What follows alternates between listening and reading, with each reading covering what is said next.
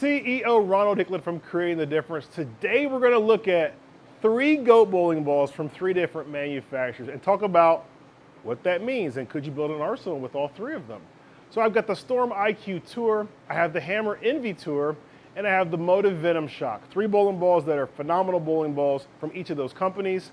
We're going to take those bowling balls, we're going to throw them all down the lane, talk a little bit about what we see, but more importantly, what's interesting is I have all 3 of these bowling balls in a stable condition or 4,700 grit. When you're bowling with a bowling ball, no matter where it starts at, it will end up at 4,700 grit. So we've taken all 3 bowling balls, all of them are at stable. We're going to throw them to do not only a comparison of them themselves, but then figure out what you'd want to do if you wanted to kind of change those 3, if you had those 3 bowling balls in your arsenal. So let's go ahead and get started with that right now. I've got the IQ Tour first. We're going to start with that ball. All these bowling balls are drilled the exact same, 55 by 4.5 by 30. And we're bowling on our standard house shot.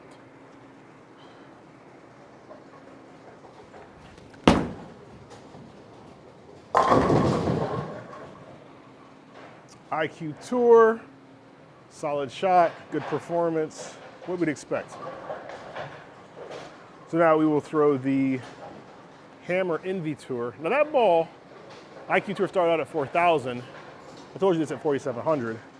The Envy Tour was actually 1,000, and we've had to bring it up to 4,700.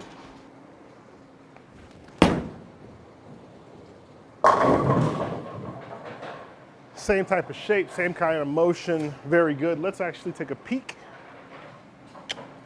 Those 2 shots were identical, off my hand and at the same angle, and they did essentially the same thing. Though I would tell you that in that particular case, I think the Envy Tour was a little bit stronger in terms of a total hook. But the shape obviously was the same, and they both obviously struck. Now we shall throw the Venom Shock.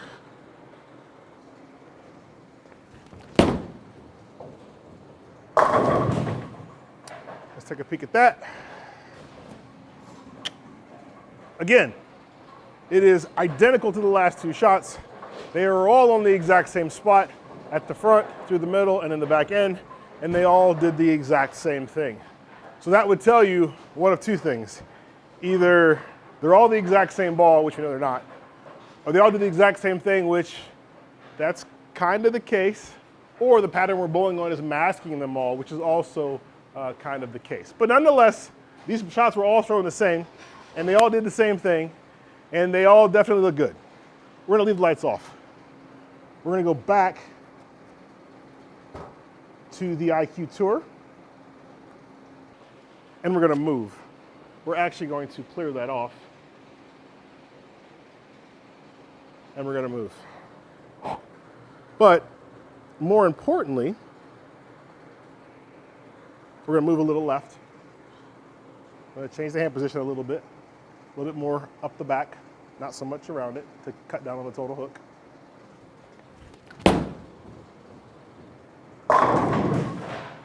That's a rainbow unicorn if you don't know what that extra special effect is right there. But what I really want to show you is that the reason why these balls are so good is because, now I'm going to switch to the Envy Tour, is that you can do that. You can make moves and still get the right type of shape.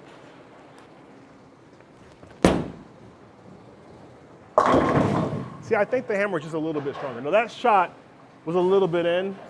It was good in the front, but the angle was a little bit straighter, so maybe not. Maybe it wasn't as good of a shot as I thought initially, which is fine. That's fine, we'll throw the shock there now. Venom Shock. Oh yeah, now that one was on top of the IQ Tour. So, interesting though, right? So like that hit definitely was just a little bit less than the IQ Tour. Not really comparable to the Venom Shock, since the Venom Shock, I'm sorry, not comparable to the Envy Tour, because the Envy Tour was actually not throwing the exact same line, but that's okay. That's okay. Let's clear those off. Back to the IQ Tour. Gonna really get left here now.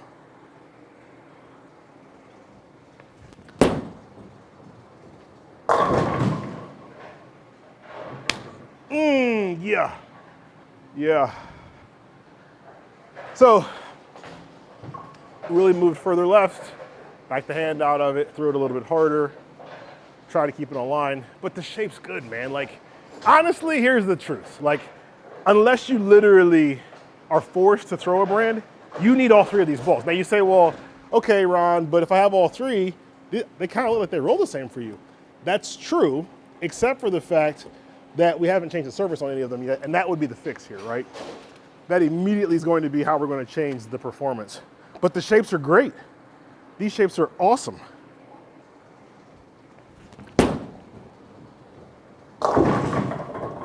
That was a little bit faster. So the line wasn't bad, but the ball speed was up. Almost a mile an hour, so. Let's throw that ball one more time. That really wasn't fair. Well, actually, we can't. We shouldn't do that. We should go ahead and keep the rotation going to keep the pattern integrity the same. Now, the good thing is we knew what the difference was there, right? I threw it a mile an hour faster, and I am light because of that. But that's okay. So then we are back. We're going to go to the Venom Shock now.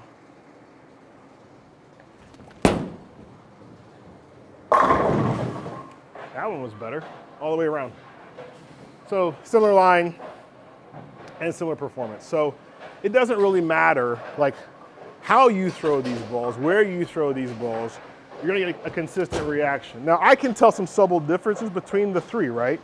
I think in terms of being able to create the most usable ball motion the longest, I think I would probably go with the Venom. In terms of the most angular of the three, I think I would go with the IQ Tour, and the most total hook, I would probably go with the Envy Tour. So what I'm gonna do now is I'm gonna change the surface of the IQ Tour. We know now that this ball is, in my opinion, gonna be a little bit more angular than the other two.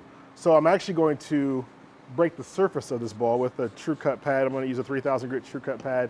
I'm gonna hit the ball and just kind of break some of that lane shine off the ball on purpose. We wanna get some of that off. True Cut conditioner is awesome to be able to extend the life of the pad. It'll also give you a little more consistent cut too on the ball. So.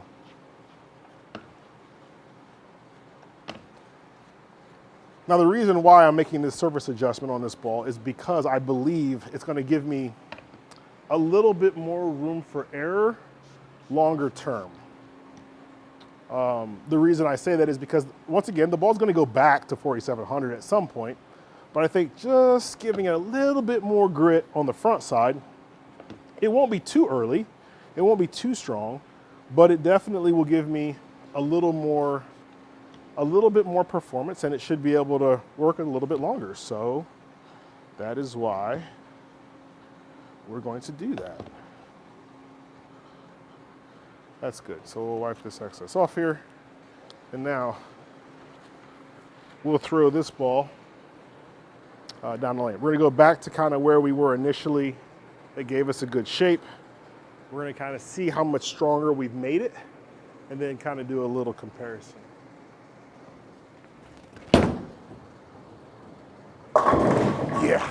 Yeah, I mean, so it kept the angle, right? It's still continuous, but it kept the sharpness of that.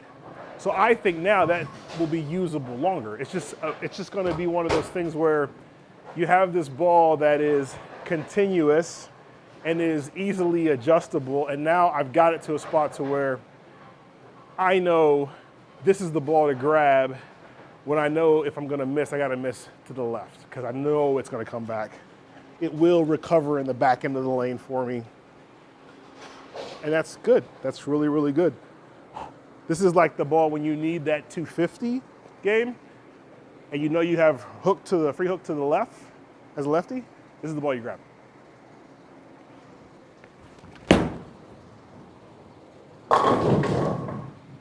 It's just gonna be good now. So, that's fine. Let me grab the Shock, which has had no surface change to it. It's still at 4,700. Let's throw it.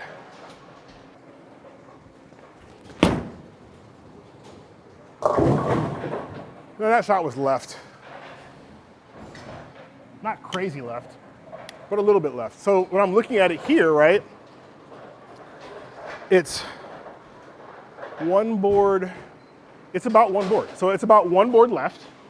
And now, instead of me striking, I three-pin. But, I mean, so the whole point of that is to show changing the surface changed the reaction, right? So now I took a bowling ball that they were on top of each other virtually, and now I began to put a little more separation between the two, which is what you want if you're building an actual arsenal. But it's an arsenal of goat balls, which means that you're going to be able to not only have an arsenal, but an arsenal that you can use from shot to shot as the lanes begin to transition. Now you say, okay, that's cool, whatever. What about the NV Tour? What are you gonna do with that ball? So the NV Tour, I think, was the most total hook. So I'm actually gonna hit it with 2,000 grit. No, 1,500 grit. Let's go 1,500 grit. I'll tell you why. So I was gonna do 2,000, but I think 1,500 actually may create a little bit more separation. So let's go with that grit on this ball. The other little thing that's interesting about this ball is this bowling ball is asymmetric. So it's got a mass bias to it, and what that's going to do is that's going to create a little bit more mid-lane reaction anyway, which is part of the reason why it was probably the most total hook, even though they were kind of similar. But by doing this, I am now going to ensure that this ball is the most total hook, maintaining that continuous shape, maintaining that continuous reaction, and this would be the bowling ball that I would have then for when there's a little bit more oil in the lane. Now there are some more goat bowling balls, so we're not done with the goats. There's a couple more bowling balls we definitely have to at least review and see if it belongs in the conversation. You guys should drop some comments too. Let us know what you think. I've seen people say Purple Hammer, agreed. I've seen people say Phase 2, agreed. I've seen people say some Jackal bowling balls as well, agreed. What else are we missing? What other bowling balls should we look at? Now here's the thing. Some of you guys are like old school, like, yeah, let's go back to the yellow dot. No, you can't get those balls. So when we're really describing these goat bowling balls, we're talking about bowling balls that we can still get, one. And then two, there's some controversial ones that, you may go, well, why is it included? Like NV Tour, for example. That one could be considered controversial, but nonetheless, we added it into the mix, and you're kind of being able to see why. And now we're going to throw it down the lane and show you the change in performance, which is why you would want to have this as a ball in your arsenal. But you know what? Let's do this. Let's go ahead and cut them off at first.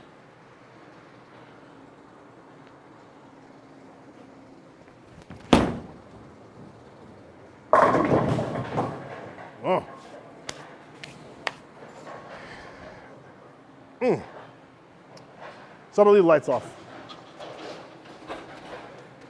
We'll throw a couple more shots, but I probably could go even a little bit more aggressive because it's not as aggressive, not as different as it could be, but definitely good. So we're gonna see a couple more shots here. There we go.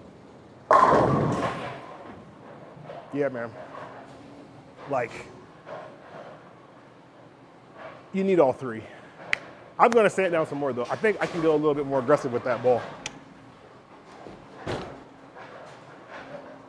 1,500 wasn't bad, but I'm going to go all the way to 1,000. I'm kind of curious now to see if at 1,000, what happens. Now here's the good and bad of that, right? The good is, if the ball still maintains its ability to be continuous, then that's going to be what you want to have happen. The bad thing is it's possible, and at some point it's going to happen. At some point you're going to get the bowling ball to be too aggressive, and it'll begin to hook too early and burn up. So I didn't know if that was going to happen at 1,500, so that's why I was like, let's do 1,500 grit instead of 1,000. But now that I see the reaction, I'm like, nah, we should be fine.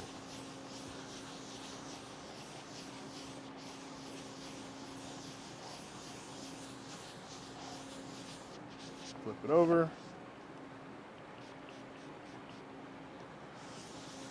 Notice too, there's not a lot of mess using the conditioner. That's one of the benefits of this product. It doesn't leave a big mess.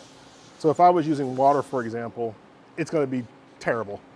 But it's not nearly as bad with the conditioner because it's made to actually not make a big mess. And you can see the slurry is left on the bowling ball, but it's not being left all over the place, and I'll be able to wipe that off very, very easy with my pad here. So we'll wipe off the excess, get that wiped off. And now 1000 grit is definitely aggressive. So we'll see how that performs. And we'll see if we've created some more separation, which was the whole goal.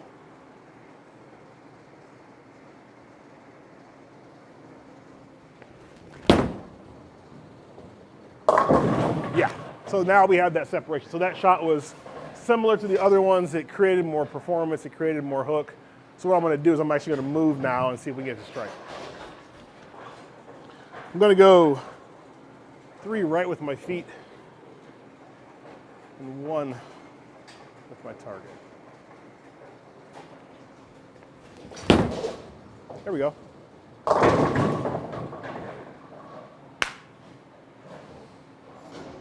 Yeah, man.